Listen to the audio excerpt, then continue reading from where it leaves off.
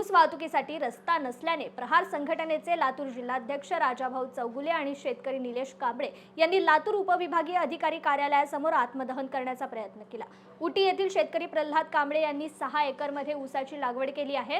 त्यांना ऊस वाहतुकीसाठी शेतातून रस्ताच नसल्याने मोठे नुकसान होत असून शेजारील शेतकरी त्यांना रस्ता देत नसल्याने कांबळे यांनी तहसील कार्यालय लातूर येथे दाद मागितली होती, परंतु गेल्या 6 महिन्यापासून कोणतीही कार्यवाही झाली नसल्याने संतप्त झालेल्या शेतकऱ्यांनी अंगावर डिझेल ओतून आत्मदहन करण्याचा प्रयत्न केला। पोलिसांच्या सतर्कतेने घटनास्थळी कोणत्याही प्रकारची हानी झाली नाहीये।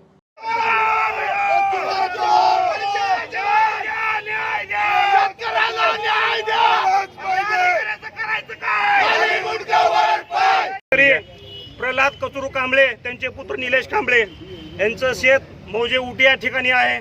मला सांगा, त्या शेतामध्ये आज ऊस लावलेला आहे। 7 एकर मध्ये ऊस लावलेला आहे। ऊस सगळा वाळून चाललाय। निलेश कांबळेने तहसीलदाराकडे हे प्रकरण चालवलं। लातूर तहसीलनं निकाल दिलेला आहे शेतकऱ्याच्या बाजूने। त्या समोरच्या व्यक्तीनं उपविभागीय यांच्याकडे त्यांनी अपील केलेलं आहे। अपील करून 6 महिने झाले। भ्रष्ट अधिकारी आणखी त्या शेतकऱ्याला न्याय देत नाही, रस्ता देत नाही। मला सांगा, 7 एकर ऊस आहे, ऊस सगळा वाळून चाललाय।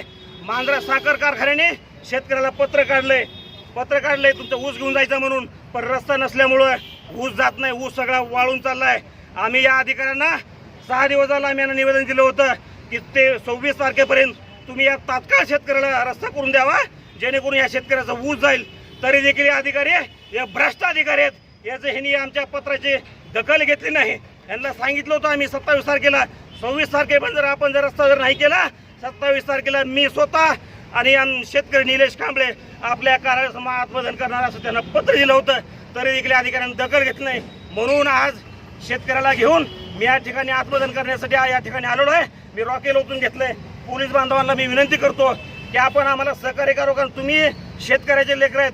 अशा अधिकाऱ्यांना जर समजा जाग देत नसाल, आमचा जीव गेला तरी चालेल। वंदनीय बच्चू कडू साहेबांनी शिकवलं आम्हाला, शेतकऱ्यासाठी काही झाले तर चालेल, शेतकरी जगला पाहिजे। म्हणून आज आम्ही शेतकऱ्याची बाजू घेऊन स्वतःवर रॉकेल टाकून आज आम्ही डिझेल ओतून घेतलंय, आत्मदहनाचा प्रयत्न केलेला आहे। मी या अधिकाऱ्यांना सांगू इच्छितो, 2 दिवसात जर रस्ता मोकळा जर नाही करून दिला, 3ऱ्या दिवशी मी शेतकरी आणि मंत्रालयामध्ये आत्मदहन करणार आहे। मी आज सांगू इच्छितो, हे खूप शेतकऱ्याला न्याय द्या, शेतकऱ्याला न्याय द्या, अपना